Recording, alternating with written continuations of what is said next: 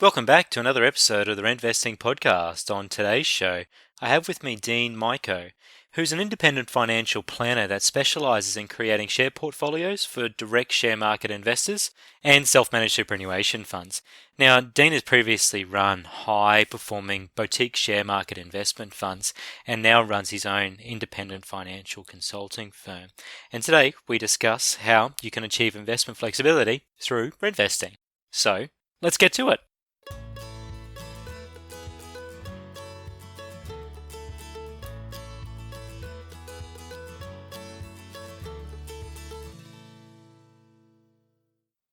Dean, welcome to the Rentvesting Podcast. Thanks for coming onto the show.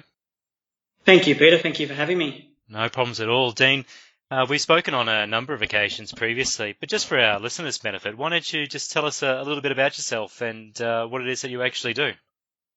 Yeah, certainly. Yeah, thank you. Well, I run a financial planning business, and going back to 2010, I ran, a share market business, an advisory business, and a boutique investment fund. Mm-hmm.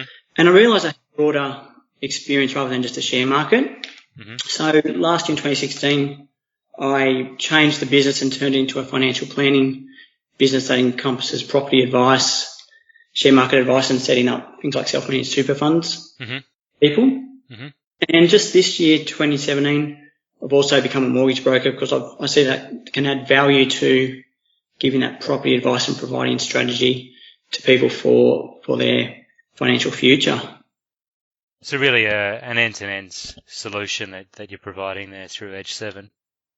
Yeah, that's right. I realised, that was really, I needed to provide that full suite of services, and in doing so, it expands those capabilities and makes it a bit more of a one-stop shop and adds value to the clients I have now and clients I'll have in the future. Yeah. And look, we've spoken in the past, and when we initially spoke, you said that when you first heard of the term of rentvesting, that you're a bit skeptical of it all. And I believe that was probably on the basis of past beliefs. But since then, your opinion may have changed a little bit. But look, why don't you start off and just share your thoughts on why you feel it's important to actually be an investor if you are renting? Absolutely, yeah. Thanks, Peter. Well, I was skeptical when I heard that term first of all, because I always had that belief growing up, and as a younger man, that you buy your own home, that's the biggest investment that most people will make, and that there's a bit of an oxymoron to be a rent investor. But having thought about that, is it just an indoctrinated belief that we have within our culture? Absolutely, it is. It is. But I've realised that if you're renting, it's actually more important to be an investor than someone that owns their own home. Someone that's purchased their own property is going to theoretically get that asset appreciation over time from buying their own home, assuming they're bought in a good area. And most people then pay down their mortgage as well. So putting that extra money into paying down that debt's also an investment. Yeah. Whereas people that are renting don't have that, asset appreciation without then investing outside of putting money into that rental accommodation. So that's why I think it actually is more important for people that are renting to be investors or to be rentvestors. And I do really like that term now. I've definitely come around to that way of thinking. And so I see that very important to put aside some money, build up that nest egg, because rentvesting might be a lifestyle choice for the long term. For people, some people do it forever, but then some people might see it as it's just a point in time until they either decide to buy their own home, or maybe they meet that special person and want to form a life and commit to one area for an extended period of time. Yeah, that's right. So by rentvesting, you can bring assets to that relationship, for instance, or it gives you options and flexibility. So I think it's very important for people to be rentvestors. So what would be a couple of things, or perhaps what would be three things that, people that are renting, what should they actually look at now, or what should they start in the short term? Yeah, well, the first thing is actually just to start. I see so much procrastination around. I'll get to it. I'll do it next week. I'll do it next month. I'll do it next year, so to speak. And I'm sure there's people out there that bought in 2016. I'll start in 2017. I'll start next year. I'll start when I get a tax return. refund or whatever it might be. But by not sort of starting now, you can be missing out on asset appreciation or your money, growing, so to speak. So, the property market in most of the capital cities has gone up in the last 12 months. The share market's up the best part of 20% since last February. So people that are procrastinating, thinking I'll get to it next week, next year, they're missing out on some gains. I think that's really an important part, because a lot of the conversations that I have with my own clients is around timing and individuals trying to pick that perfect time in which to enter and exit a market. But yes, the market's performing in an imperfect way. It makes it very difficult in order to pinpoint that. What suggestions would you have around that specific timing element? Well, yeah, I would say to start now. You're going to learn by starting. Yeah. And getting started, I guess the first thing is really comes back to sort of what's taught in that book by George S. Clason, The Richest Man in Babylon, about putting 10%, putting 10% of your money away straight away, rather than getting to the end of the week and 100% of your money's been spent. If you put that 10% aside, then you can live off the other 90%. You can stretch that out, and all of a sudden you're saving 10% of your income, and over a few weeks and months you can start to build a bit of a savings nest egg, so to speak, and then educate yourself a bit as to what to do investment-wise, what's going to suit you. Is it saving for a deposit for a property to rent out to other tenants? Is it going into the share market or to manage funds, or just saving in general just for the future? So I think, I wouldn't worry so much about timing. You're going to learn by just doing. Mm-hmm. And then by learning, then you can navigate and figure out what's going to work for you, what's going to be your philosophy, take from some other people, read some books, listen to podcasts like this. I would commend anyone that's listening to a podcast like this. They're doing something to improve themselves. You've got a website, there's books out there. There's lots of information out there, and it's a matter of sort of finding what's going to suit people and make it work for them. So start ASAP, pay yourself first, educate yourself, and I guess what are the important factors? From a rentvesting perspective, we spoke of the flexibility that it gives you, and I guess it's important to remind people that rentvesting doesn't need to focus on just accumulating property assets. You also have investment flexibility. So what would be your suggestions on perhaps some strategies that individuals could adopt to as a way of building an asset base moving forward with money that they can actually afford? Yeah, exactly. That's the important thing, with money they can afford. So, if it doesn't have to be property, as you said, it can be shares, or even a portion of your money into shares, even into managed funds, where if you don't feel you're going to have the expertise, you can put money into managed funds where a fund manager or some big corporation is managing that money and theoretically growing that money for you. And all you have to do is put regular amounts in each month or each quarter or whatever it might be. You could look at alternate sort of products, but I'd encourage people to definitely research that and know what they're doing. And that's probably an important thing, is to do that research before you put your money into some sort of investment. But again, by doing so, you're going to learn. And Dean, when you say alternate, what are you referring to there?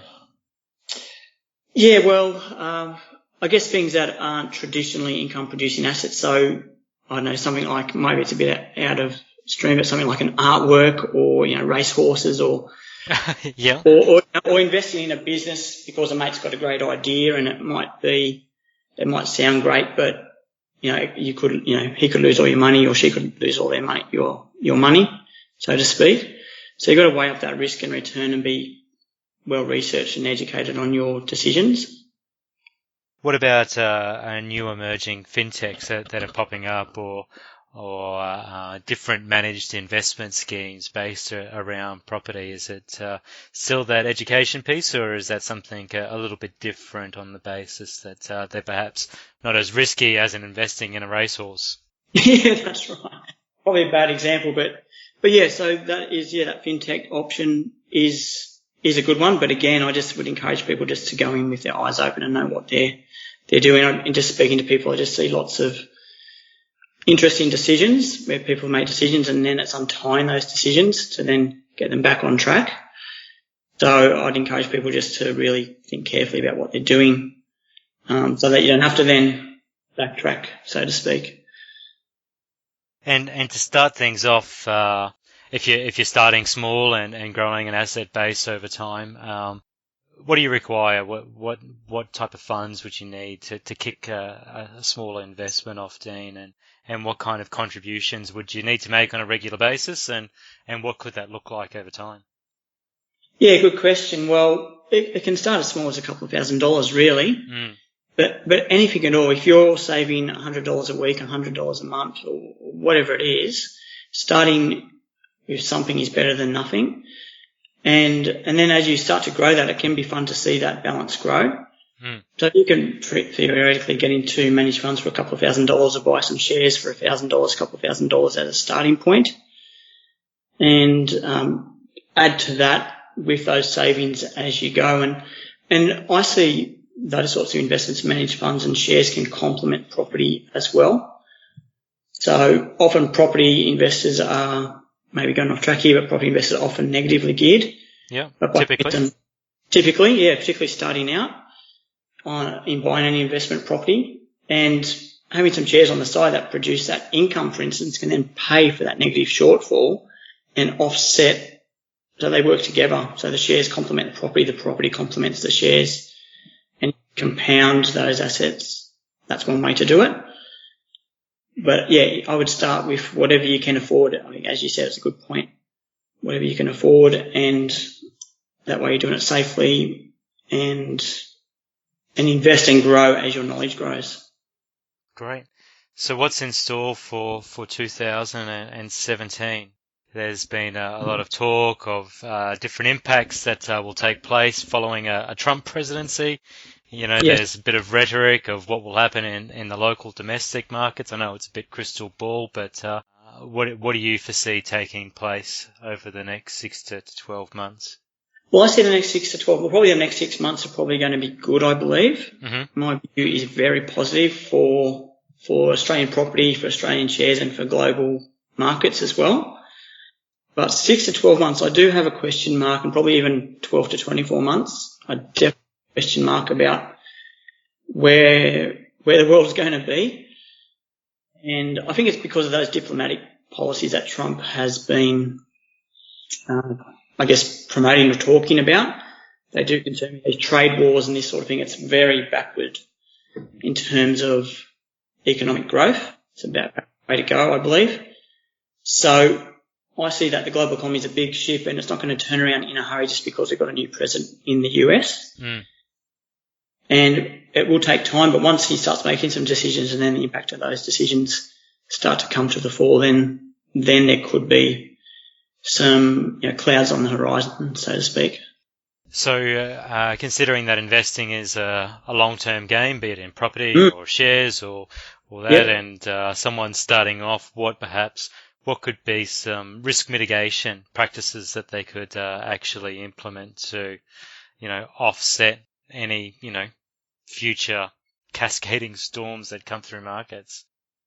Well, I'd say to be consistent. So to continue each month to be putting money into investments or putting money aside for the intention of putting it into investments. And lots of people get worried about, like, there's going to be a property crash or there's going to be a share market crash or whatever it is. But if you're a long-term investor, and if you're, say, in your 20s, 30s, 40s, even 50s, and you've got multiple decades until you're going to retire, the irony is that you want lower asset prices to be able to buy more assets with your money. Yes. So people should look at the potential of assets depreciating for a period of time as an opportunity to get in, and not be so fearful of that. And if you're sort of dollar cost averaging, which is a great way to go, then it takes that whole drama and risk and worry out of, those assets have gone down now, they're not worth as much. Dean, what's Warren Buffett? He has a famous saying around that, doesn't he? I can't quite think of it. Yeah, he does. It's be greedy when others are fearful, and fearful when others are greedy. Yeah. So, and we could be getting to that point where people are starting to get greedy. So perhaps it is time to be fearful. But these things come and go in cycles. And by staying level-headed and thinking long-term, really, history shows that asset prices will continue to increase in the long run. Great. Dean, it's great to have you on the Rentvesting podcast. Thank you very much for sharing your knowledge and expertise with us, and look forward to having you on to another occasion. For our listeners, though, Dean, sorry to interrupt, beg your pardon, how can people find out more about what you do and Edge 7 as a financial planning service provider?